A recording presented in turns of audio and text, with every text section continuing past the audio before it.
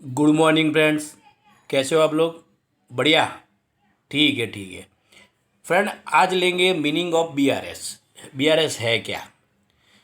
जैसे हम डिस्कस कर चुके हैं फ्रेंड्स कि सर्टन पीरियड कंप्लीट होने के बाद जो कैश बुक है हमारी, उसमें जो हमारा बैंक कॉलम है उसका बैलेंस, और पासबुक जो which is provided by bank to customer, उसका जो बैलेंस है आफ्टर कंप्लीटिंग सर्टन पीरियड, वो मंथ हो सकता है, वीक हो सकता है, ईयर हो सकता है, whatever may be, which is similar, which is required to similar, वो दोनों सिमिलर यानी सेम होनी चाहिए। अब मान लो कि देर इज अ डिफरेंस, कोई डिफरेंस है, वट एवर रीज़न है, what ever reason there is difference arise वो दोनों स्टेटमेंट में, तो उसको बैलेंस को इक्वल करने के लिए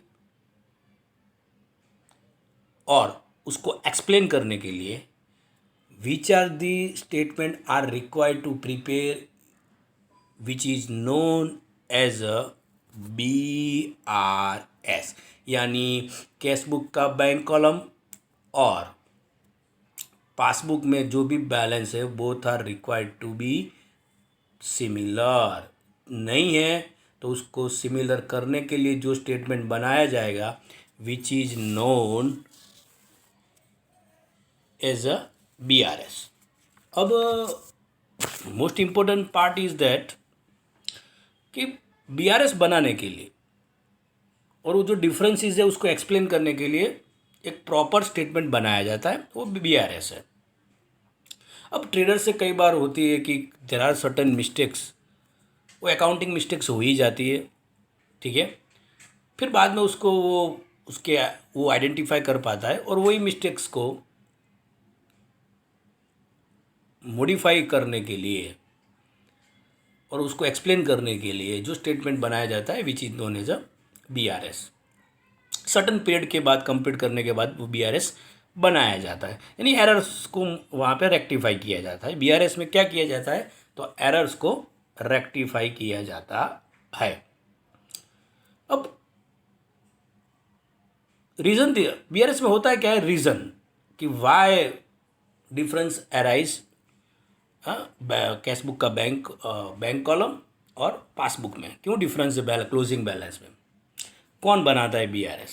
तो BRS reconciliation, that means BRS is prepared by trader, trader ही बनाता है और सर्टन डेट पे।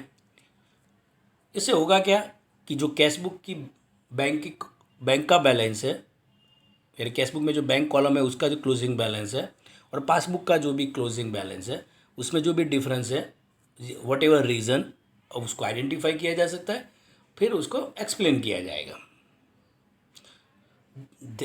मान लो कि कोई देर आर वेरियस ट्रांजेक्शन, उसमें कोई डिफरेंस ही नहीं है, दोनों सेम है, डेबिट क्रेडिट दोनों साइड पे, ठीक है, तो फिर उसको BRS में रिकॉर्ड करने की नो रिक्वायरमेंट, कोई है ही नहीं, कोई रिक्वायरमेंट है ही नहीं, डिफरेंस ही रिकॉर्ड किए जाएंगे। यानी BRS में जो वैसे ही ट्रांजेक्शन रिकॉर्ड किए होंगे, जो कैश बुक में होंगे तो पासबुक में नहीं होंगे, पासबुक में होंगे तो कैश बुक में नहीं, अदरवाइज और कोई मिस्टेक्स होगी। और जो डेबिट क्रेडिट का जो भी रूल है, ठीक है, तो वही डेबिट क्रेडिट का रूल को अप्लाई करके जो भी मिस्टेक्स है उसको रेक्टिफाई करेंगे या एक्सप्लेन करेंगे, वही किया जाएगा। लेकिन कॉजेज ऑफ डिफरेंस को आइडेंटिफाई करना पड़ेगा, ठीक है। Next, purpose of preparing A bank reconciliation statement, वही मैंने थोड़ा आगे एक्सप्लेन भी किया थोड़ा, क्यों बनाया जाता है BRS। BRS है क्या, तो एक तो स्टेटमेंट है, वहाँ पे कॉजेज और रीज़न एक्सप्लेन किए जाएंगे कि क्यों डिफरेंस आ रहा है, ठीक है। अब यहाँ पे उसको क्यों बनाया जाता है, तो first one is with the help of BRS, आप यानी ट्रेडर्स कैश बुक की जो बैंक बैलेंस है और पासबुक की जो बैंक बैलेंस है, वो दोनों के बीच में जो भी डिफरेंस है उसके रीज़न को आइडेंटिफाई यानी फाइंड आउट किए जाएंगे, ठीक है। नंबर 2, अब जो भी रीज़न है, डिफरेंसेस के जो कॉजेज है, अब जो भी मिस्टेक्स हुई है तो उसके अकॉर्डिंग जो भी मिस्टेक्स को रेक्टिफाई करने के लिए जो भी जर्नल डालनी पड़ेगी वो डाली जाएगी। अब रेक्टिफिकेशन जो आगे हम चैप्टर पढ़ेंगे तो वो भी एक बेनिफिट है।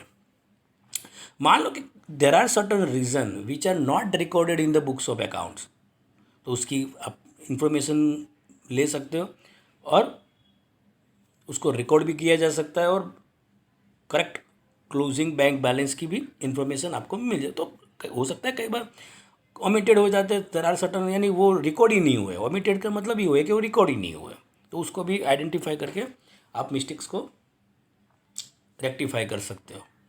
अब मान लो कि कोई ट्रांजेक्शन कैश बुक में रिकॉर्ड करने के टाइम पे उसमें कोई मिस्टेक्स होगी, एरर्स रह गई है। ज़्यादातर तो mistakes done by the traders, जैसे बैंक से तो मिस्टेक बहुत ही कम होती है, मतलब ना के बराबर ही है। फिर भी बैंक से भी कई बार मिस्टेक्स हो जाती है, पर ज़्यादातर ट्रेडर से ही होती है।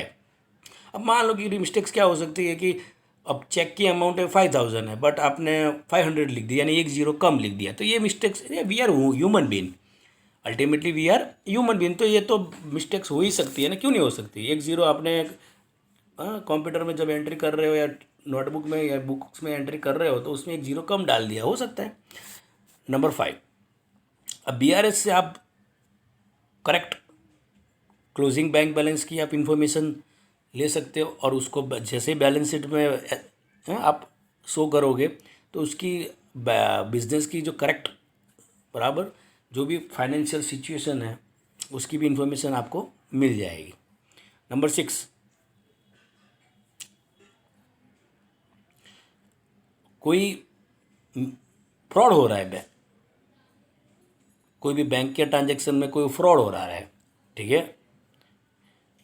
तो वो भी आप आइडेंटिफाई कर सकते हो। तो उससे आपको आप उसको फ्रॉड को थोड़ा रोक सकते हो, ठीक है। नंबर 7, BRS बनाने से होगा क्या कि जो देर आर सर्टन एरर्स, वो कॉम्पनसेटिंग एरर है कि दोनों साइड पे एक जैसी हो गई है, तो वो मिस्टेक्स को आप आइडेंटिफाई करोगे, फिर उनका बैलेंस जो भी करेक्ट आ रहा है, बट इट डजेंट मीन कि वो वहाँ पे मिस्टेक्स नहीं है, तो आप उसको मिस्टेक्स को आइडेंटिफाई कर सकते हो, फाइंड आउट कर सकते हो, उसका रीज़न को आइडेंटिफाई कर सकते हो, क्योंकि वो कॉम्पनसेटिंग एरर है, यानी दोनों साइड एरर, एक तो आपको लगता है कि एरर है ही नहीं, बट देयर इज़ एरर, हाँ हो सकती है वहाँ पे एरर हो, तो उसको भी आप स्क्रूटिनाइज करके अच्छी तरह से देख के आप मिस्टेक्स को, एरर को आप रेक्टिफाई कर सकते हो। नंबर 8, BRS बनाने से आपको पता चल जाए कि कोई भी चेक बाउंस हुआ है या रिटर्न हुआ है, ठीक है, तो उसकी इन्फॉर्मेशन आपको मिल जाएगी। बैंक ने हमारे अकाउंट में यानी कस्टमर के अकाउंट में कोई इंटरेस्ट की एंट्री डाली है, कमीशन की एंट्री डाली है, चार्जेस की एंट्री डाली है, उसकी भी इन्फॉर्मेशन हमें वहाँ से मिल जाएगी। तो फ्रेंड्स, ये थे हम बेनिफिट्स, ठीक है, ऑब्जेक्टिव फॉर प्रिपेयरिंग BRS, यानी दोनों ले लिया हमने, मीनिंग भी लिया और ऑब्जेक्टिव लिया। तो फ्रेंड्स, ये वाले वीडियो में इतना ही। Have a good day.